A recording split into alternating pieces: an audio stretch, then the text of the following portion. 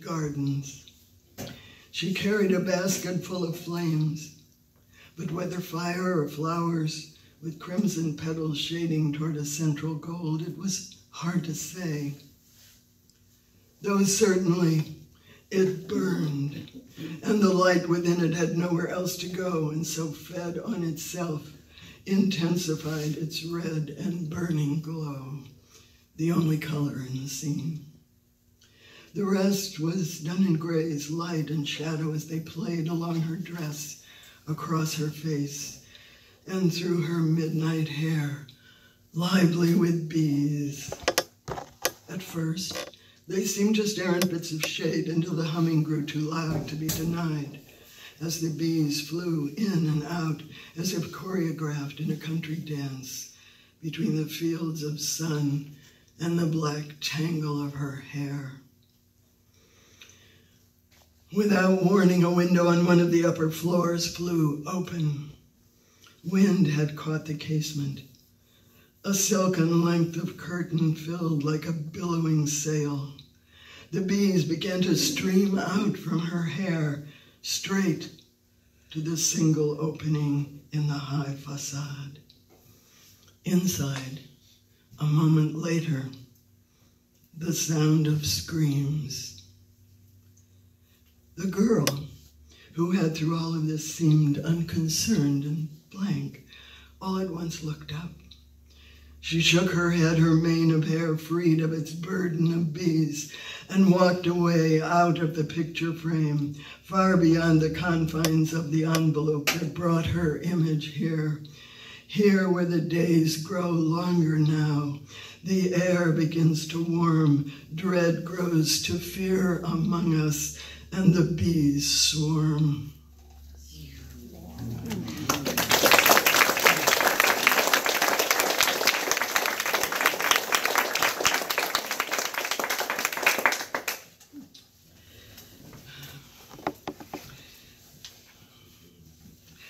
I brought a lot of bloody history into this room last night.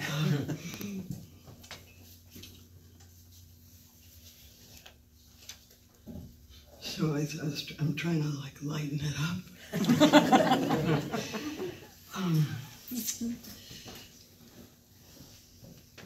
There's a line from Shakespeare's sonnets, a sonnet of his that's haunted me recently.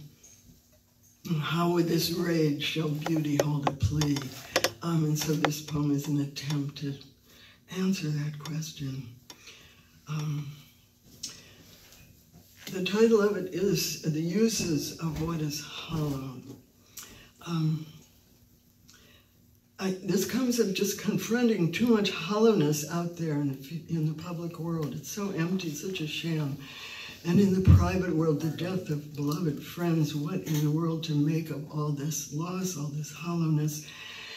And then I remembered the Greek myth of Pan and Syrinx, and the poem wrote itself. If you don't recall the story or don't know it, well, you can think of something else, or I can remind you that Pan was the goat-footed nature god, and he was pretty randy all the time. He was pursuing the chaste nymph, chaste, and that's chaste. You can, yeah, thank you. Syrinx, who, desperate to escape him, maybe she was shouting, "Me too," the whole way, called on the river nymphs, who transformed her into a bed of reeds. So, it was from those reeds that Pan bound together the first panpipe, or the syrinx, as it's also called, which is one of the earliest and most beautiful of the woodwind instruments. Its music lives now primarily in Peru. And of all the songs of that region, and I wish I had it here for you, the one that, it's much better than the poem, the one that took over this poem, El Condor Pasa, the condor flying, is the most haunting of them all. The uses of what is hollow, a hollow time. How with this rage shall beauty hold a plea? How look within ourselves, our commonwealth, without those leering faces looking back, the ones that Bruegel caught in oil and fixative, dim eyes, mouth gaping, wet with pleasure at the painful execution of a god. The lynch mobs of history, whose shadow marks the hollow, the emblem of the tree itself disgraced. El Condor pasa. Can you hear that haunting sound, uncanny in its beauty? Panpipes of Peru that mime the sound of wind, the spread of wings, the soaring beauty of the condor high above the Andes, glory in the pass. And when Pan thought he had captured her, he held instead only the tall marsh reeds, and made of hollow loss a song, and of the vulture's circle overhead such music that every reed could sing when given breath, pure melody born of wind and emptiness, so piercing and so high. El Condor pasa overhead. Look up, no, higher. Do you see him now? His wings outspread, the V that children draw when they mean bird and far and sky. The condor gives the emptiness its size, in search of death on which it feeds.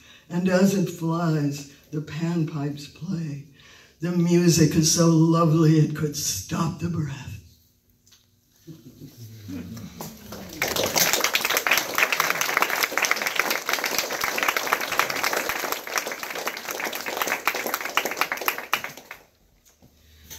I'll read you two more poems.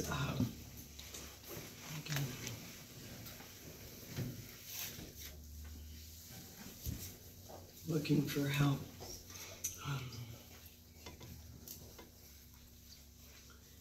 I think perhaps the epigraph for this poem, it's the invisible one on the page, but it's in my mind, is a line from Theodore Roethke. In a dark time, the eye begins to see. It's called Of a Son She Can Remember. That's the last line of a poem. I was in a Renshi. I often am with students and with other women and other poets. The way the Renshi works, it's a Japanese form which has been Americanized, which means all the rules have been removed, except one, which is that the last line of the poem, which comes to you, becomes your title. And it's a wonderful way to work because you get the whale song of other metaphors feeding you. You don't have to pay attention or you can resist the hell out of them. That's a good way to go. Whatever happens, the title doesn't affect the prosody or the rhythm of your lines or your subject matter. So all you owe to the poem is that title, which is the last line. And so this is a poem in which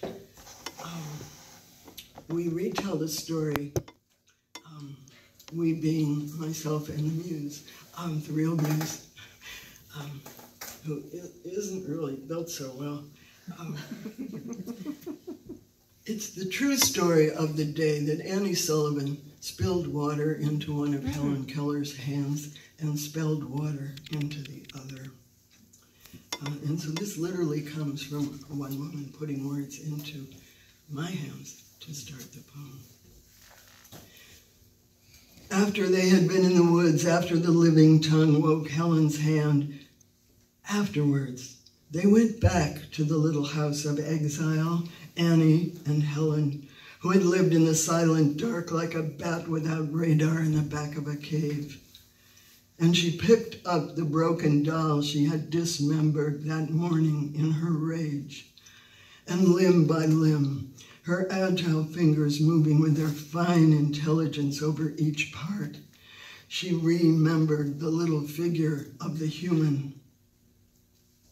And though she was inside now, and it was still dark, she remembered the missing sun with a slow wash of warmth on her shoulders, on her back, as when you step shivering out of a dank shade into the sun's sudden balm, and as the warmth spread, it felt like the other side of water, and that is when she knew how light on water looks, and she put her outspread hands into the idea of it, and she lifted the lines of light, cross-hatched like a web, out of the water, and dripping stretched the golden net of meaning in the light.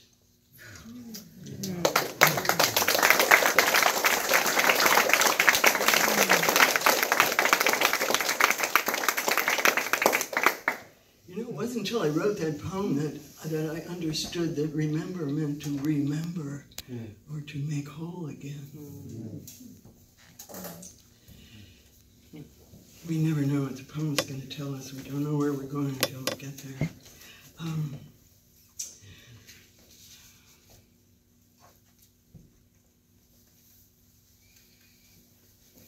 This is a long poem.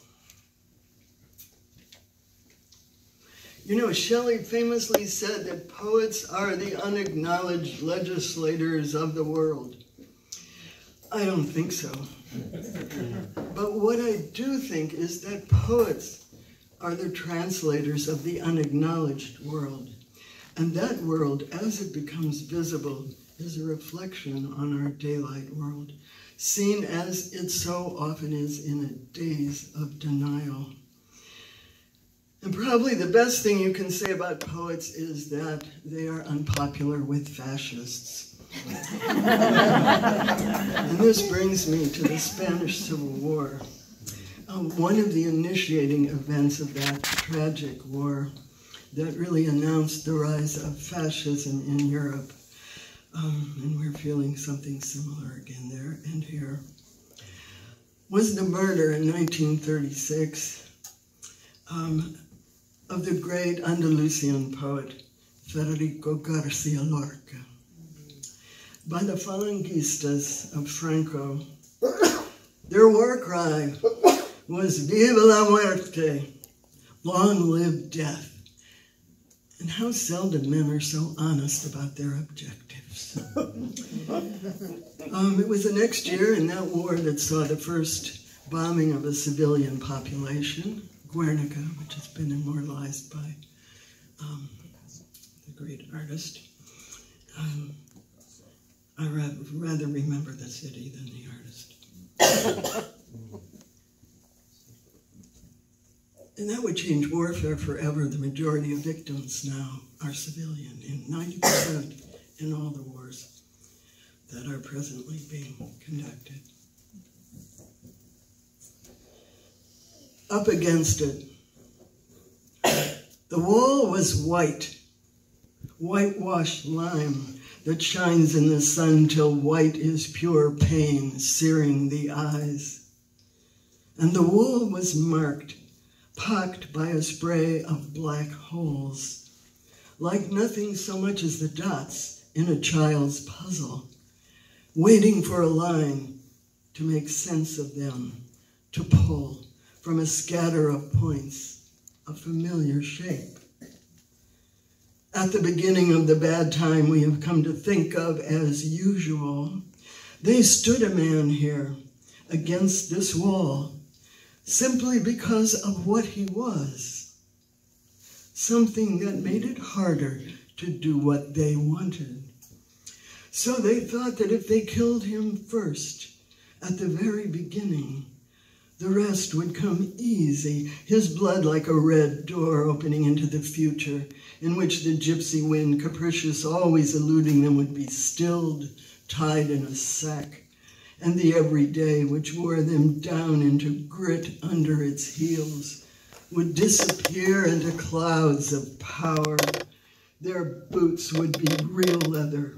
The rawhide smelled from what they had taken and hadn't the time to cure. And if he were Lorca, García Lorca, the writer with a fire in his hands, and he was, and if they stood him up against this wall, in its white that defeated the light, throwing it back like a knife into the eyes, and if in that moment they raised their guns, and he remembered. A dream he had dreamed but a month before, a dream of a lamb surrounded and butchered by shepherds. If all this were true, and it is, then we approach this wall at our cost, counting its black holes like the shrunken emblems of the cosmos eating back its own matter. And what then? Shall we paste up the placards of a revolution in which we no longer believe? Shall we tear down the wall, knowing another stands behind it and another, to the horizon of counting? Shall we line up the children beside it, pointing at each hole as a lesson, through which, like a sieve, their hope will begin to drain out? Or shall we plant flowering vines along the wall to cover the record?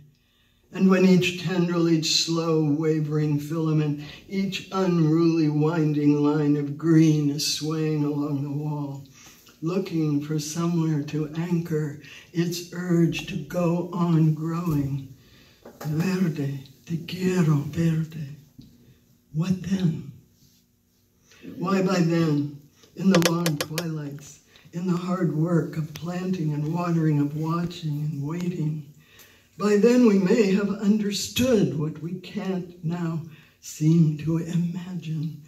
Desperate as we are about the white wall, the holes in the shape of a man, the mark they wanted to leave us, the line terror taught us to trace, so different from the one that he left, the one whose shape left its trace in the heart, the balcony open, the long spill of stars in the sky, the track of creation's milky tongue, and listen, the shift and seethe of the sap forcing its slow way toward the branching twigs, the ear-splitting crack as the end is riven by budding. A salt breeze in the orchard, the small leaves trembling with light. Thank you.